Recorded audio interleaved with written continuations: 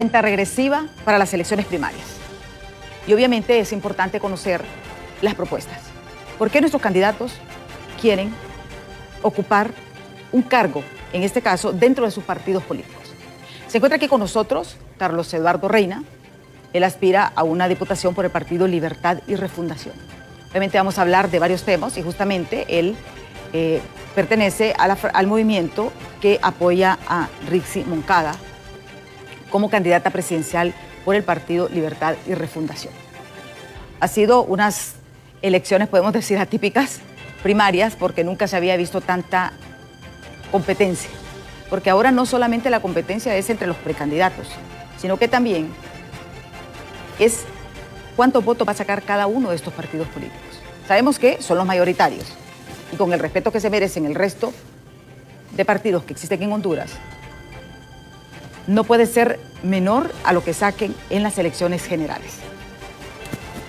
El Partido Nacional ha dicho, en las últimas elecciones fue el partido mayoritario, sacó más de 1 millón de votos. Luego el Partido Libre, el Partido Nacional, el Partido Liberal, el Partido Libertad y Refundación y luego el Partido Liberal. El Partido Liberal se ha reactivado, pero la lucha no solamente se centra en lo interno de los partidos políticos, sino que también hay una lucha interpartidaria porque tienen que demostrar mayor caudal, porque eso nos dará un parámetro de lo que va a ocurrir en las elecciones del mes de noviembre.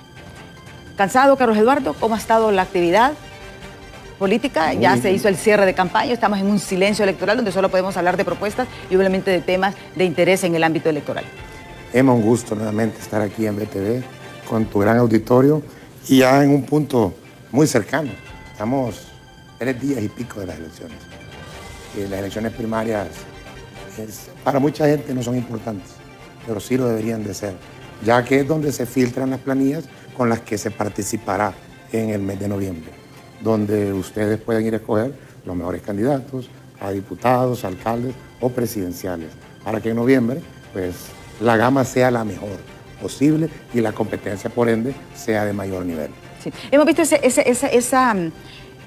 esa rivalidad entre en los 3 partidos políticos, porque aunque son elecciones primarias para elegir a los candidatos, pero sí hemos visto una lucha porque, como lo decía en un inicio, mantener ese caudal o demostrar que crecieron. En el caso de Libertad y Refundación tiene que demostrar realmente que crecieron.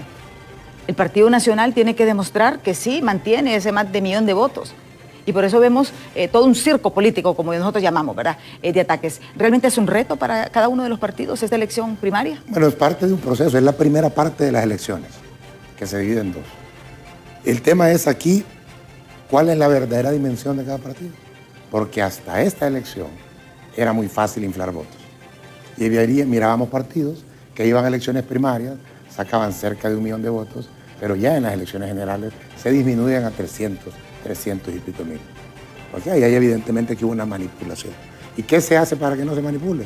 Bueno, un lector de huella dactilar que habrá en cada centro de votación, en cada junta de receptora de votos, donde usted al llegar debe de exigir que se le identifique con el lector. En la mesa que no encienda el lector, se presume que quieren hacer fraude. Y es importante que los miembros sepan que si eso ocurre, el Consejo Nacional Electoral sabrá dónde no están encendidos los lectores y podrá enviar los custodios o inclusive el Ministerio Público, ya que se presume un delito electoral al no querer usar el identificador de llamada. Y así vamos a ver una elección primaria con los niveles de transparencia de la última elección general, que fue lo que permitió que Libertad y Refundación llegara al poder. Sin esos elementos no hubiéramos podido llegar, aunque si hubiéramos tenido todavía mayor apoyo popular. ¿Por qué? Porque no había transparencia. No había, votaban los muertos, votaban los ausentes. Ese es donde...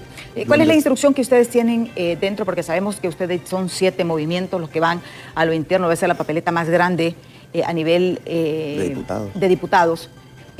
Pero ¿cuál es la instrucción a las mesas electorales? Porque había confusión de que quedaba a criterio de la Junta Receptora de que se utilizara el lector biométrico y para mí realmente sería un delito electoral. Sí. Y lo confirma también el representante Marlon Ochoa del Consejo Nacional Electoral. Ayer fue categórico y yo creo que todos debemos de obligar, tiene que ser obligatorio el uso del lector biométrico. Así es. la línea nuestra, para empezar, tanto el lector de huella como la transmisión rápida son propuestos por el Partido Libertad y Refundación, consciente que los procesos electorales no habían sido ejemplo de transparencia. Ahora esperemos tener las elecciones primarias más transparentes que hemos tenido. Y nuestra línea es simplemente que se cuenten los votos que son, ni uno más ni uno menos. La cantidad de huellas que haya registradas en el lector es la misma cantidad de votos que habrá en la urna presidencial y la misma cantidad de papeletas que habrá en la urna de diputados y de alcaldes. Sí. Eso es fundamental, respetar la voluntad del pueblo. Ayer justamente el jefe de la bancada del Partido Nacional emitía un tuit, decía: denunciamos que Libertad y Refundación quiere detener la democracia, impidiendo que se haga divulgación de los resultados la noche de la elección y exigiendo que se posponga hasta que lleguen las maletas a Tegucigalpa. Eso puede llevar días. Quieren hacer lo mismo que hicieron en Venezuela. ¿Qué tan cierto es esto? Pobrecito Tommy Villadani, ha de tener problemas, no ha de dormir, porque ha de soñar que Juan Orlando sigue gobernando. Su amigo, socio, mentor, el cual fue pupilo, y seguramente le aprendió las mañas. Pero eso no es así, Tommy. Deja de querer ser noticia, queriendo restarle credibilidad al proceso electoral. Ellos, Tommy y su partido, se opusieron al lector de huella en el Consejo Nacional Electoral. Esos son los cachurecos, los que inventaron las elecciones de estilo Honduras. Por si no saben, elecciones de estilo Honduras eran las que allá en los años 60 sacaban más votos que ciudadanos en las comunidades. Ese es el Partido Nacional, su historia, y Tommy no es más que la réplica barata de lo que fue el Partido Nacional. Por eso pasa atacando día y noche.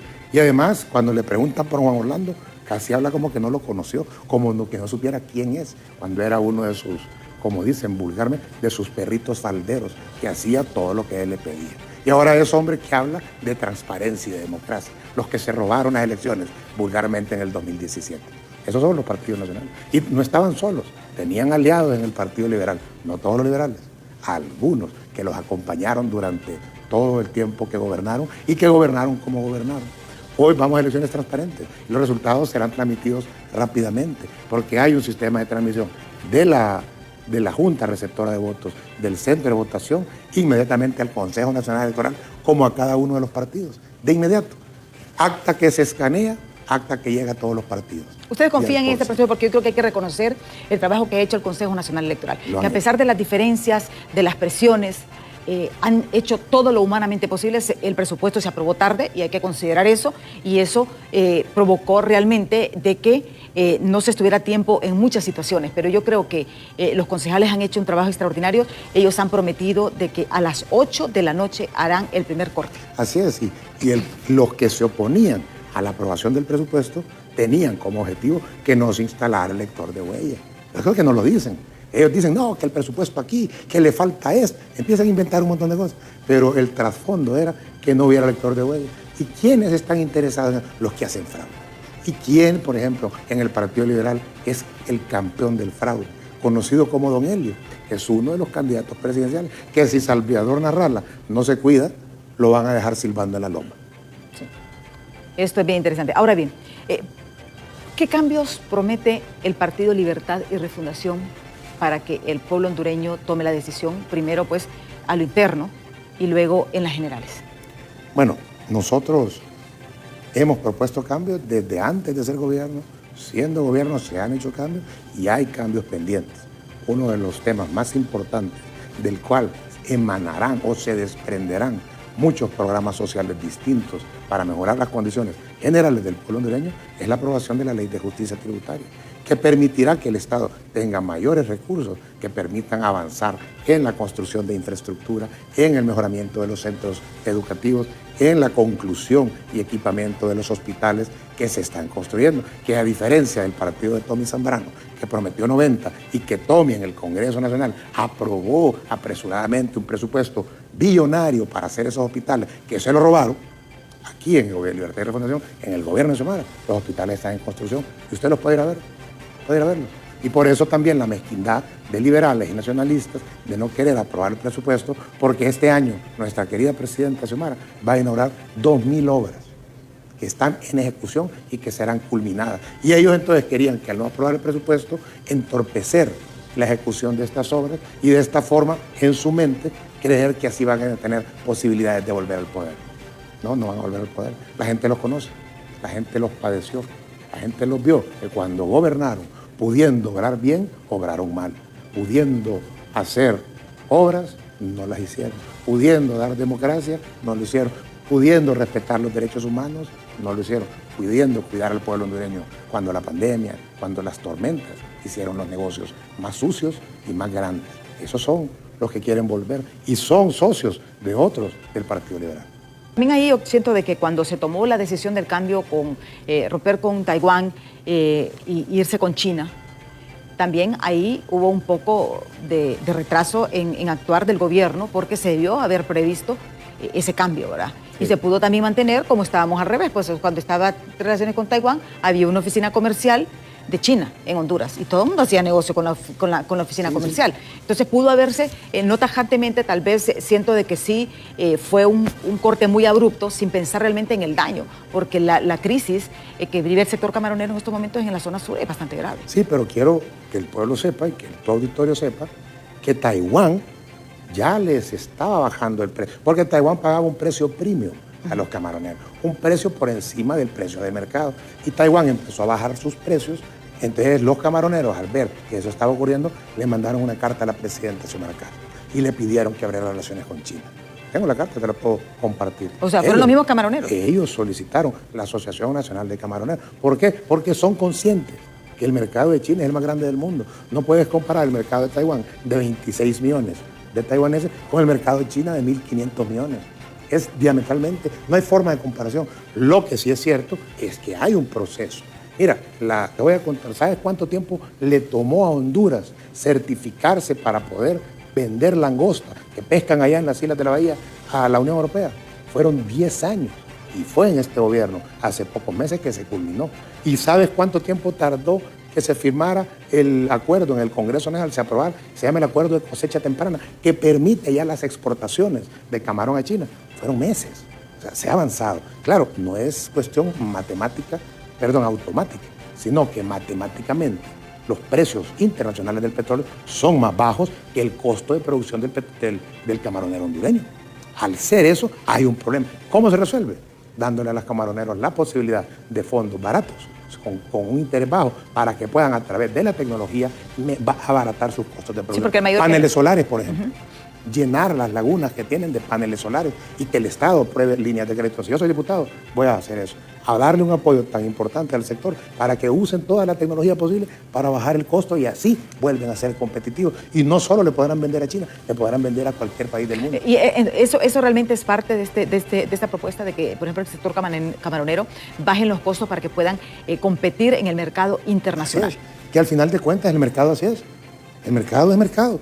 El que tiene los mejores precios vende más. Exactamente. Ahora, ¿qué tenemos en Honduras? Porque esa es la otra cara de la moneda. El mejor camarón del mundo. Y por eso es un poco más caro. ¿Por qué? Porque los ciclos de producción en Honduras son más lentos. ¿Por qué? Porque no se usa ni antibióticos ni medicamentos que hacen que el camarón crezca más rápido. Que tiene como resultado que cuando se consume el camarón que va lleno de antibióticos y de otros medicamentos que les ponen, son dañinos para la salud humana. El camarón hondureño es óptimo en calidad, es el mejor del mundo y debemos apoyarlos para que puedan venderse y que tengan un valor un poco mayor porque son mejores. Eso es comprensible, ¿verdad? Sí, he explicado varios puntos en el sector de empleo, porque yo creo que este tema es bien importante. Explicar realmente cómo generar este empleo, cómo hacer que los inversionistas realmente vean atractivo a Honduras. Tenemos miles de problemas, violencia, inseguridad jurídica, problemas en procesos, tú que hablabas de los procesos, por ejemplo, para aperturar un permiso de operación es un dolor de cabeza, una licencia ambiental, óigame, es una cosa terrible. En este caso, por ejemplo, y esto pasa por el Congreso Nacional, o sea, ¿cuál es parte de tu propuesta en esta área? Yo tengo 3 ejes, tengo algo que le llamamos el Plan Reina. 3 cosas fundamentales que yo, si gozo con el apoyo del pueblo hondureño, haré en el Congreso. El primero es un plan de reconciliación. Somos conscientes de lo que pasa en la política nacional. El nivel de tensión entre los partidos que se desató desde el 2009, ya lo conoce el pueblo hondureño. La oposición sin diálogo que se presenta en el Congreso Nacional es un problema que paraliza la agenda legislativa. Y aquí también hay una cosa que el pueblo hondureño en general cuestiona. Es cierto, pasó lo del golpe de Estado, que no se puede olvidar, pero tampoco vivir con eso. O sea, ustedes ya son gobierno, sí, claro. Ustedes ya están gobernando.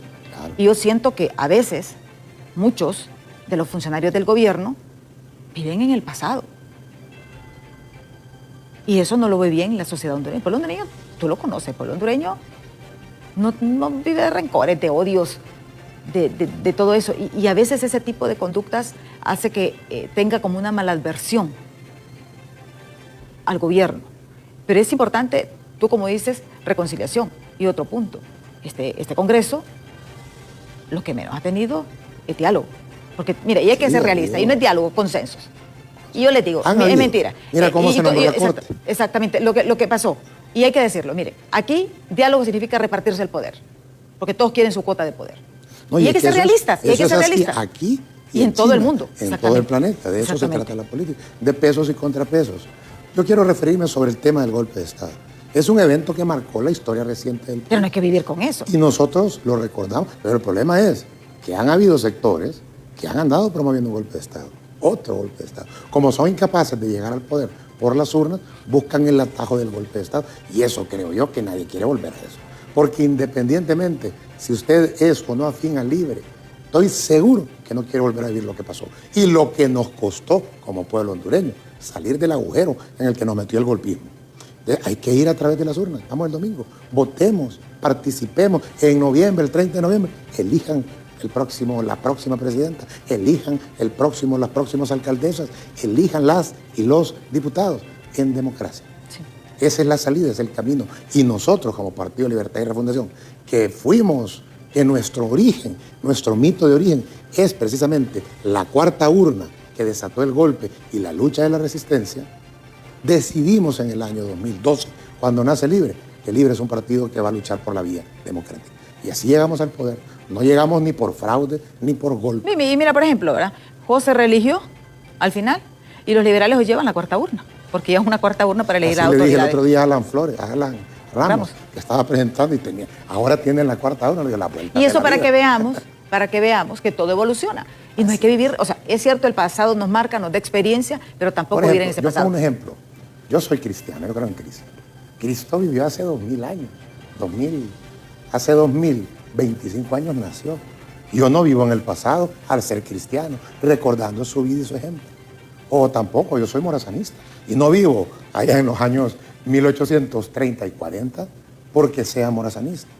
El golpe de Estado mostró un rostro de una parte de la sociedad que lucía democrática y que lucía que defendía derechos humanos. ¿Y qué ocurrió? Que ni son democráticos, ni defendieron los derechos humanos. Y ahí cayeron máscaras. Y eso es una realidad. Recordar eso y saber que ahí están, porque son los que están conspirando contra Xiomara y contra el gobierno de Libre, electo democráticamente. Pero no es que ustedes no son poco tolerantes también a la crítica. No, lo que pasa es que nosotros no toleramos los golpes de Estado. Eso no lo toleramos. La crítica sí. La crítica sí. Óiganme, sí, yo creo que, sinceramente, Emma, pocos gobiernos han recibido tanta crítica de los medios de comunicación, de la prensa y de sectores de la sociedad como el de Xiomara. Y ahí va Xiomara, 55% de apoyo popular, antes de que se llegara al acuerdo con Estados Unidos de mantener la extradición, que era un tema complejo y que la mayoría del pueblo hondureño apoya la extradición. ¿Sabes por qué? Porque no creen en la justicia pero además hondureña. Porque fue por ella que terminó allá donde está Juan Orlando. La extradición nunca dejó de estar bien, pero ahora llegó un acuerdo. ¿Y sabes quién hizo el acuerdo? ¿Con quién la Casa Blanca pidió negociar? Y pusieron a la mano derecha de Trump a negociar con la mano derecha de Xiomara, con el expresidente Manuel Zelaya Rosales. Y llegaron a 5 acuerdos. Qué bueno por Honduras. Claro, los cachurecos que hablan español y piensan en inglés, igual que algunos liberales, están de ataque. Porque llegamos a entendimiento con Estados Unidos. Pero es que no somos enemigos de Estados Unidos. Lo que pasa es que nosotros no somos como ellos, que llegan hincados a la embajada americana, que llegan hincados a Washington, que pensaron y fueron a Washington y a Nueva York y fueron allá a pedir casi que vinieran a votar al gobierno de Xiomara, porque Xiomara se había atrevido a hablar de que hay que defender los intereses nacionales. Y los defendimos. Y el acuerdo entre el gobierno de Honduras y el gobierno de Estados Unidos, que manejó el expresidente Zelaya, ¿por qué lo hicieron con el expresidente Zelaya? Porque saben ellos que está limpio. porque ellos ya lo investigaron, es la persona más investigada, y porque saben que es el líder de esta causa, y además es un hombre serio. Y se llegó a un entendimiento.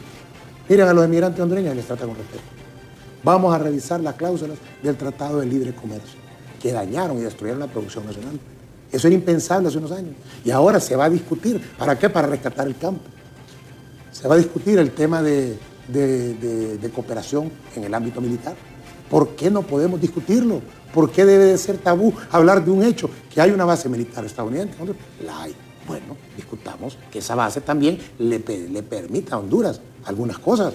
Pero cuando entregaron las bases, las entregaron a aquellos que vivían arrodillados. Y entregan la soberanía sin nada a cambio. Está bien. Estados Unidos necesita una base aquí. Está bien. ¿Qué va a ganar Honduras con eso? ¿Por qué va a ser pecado discutir eso? Defender nuestro interés. Defendámoslo y lo estamos haciendo.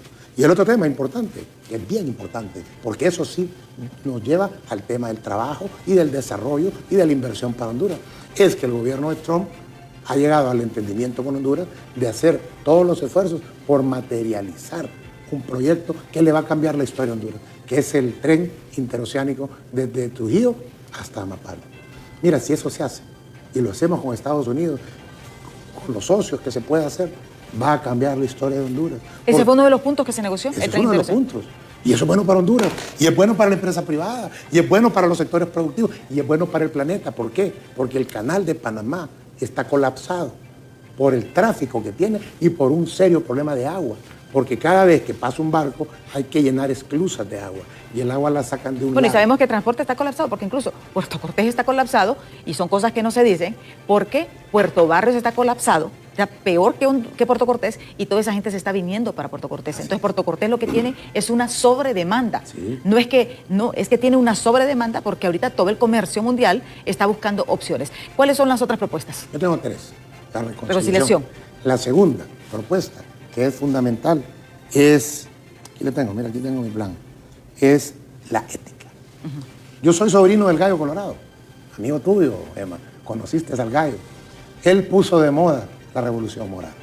Él mostró en su gobierno el apego a la ley y la limpieza de un gobierno que permita que los recursos del pueblo sean manejados con transparencia.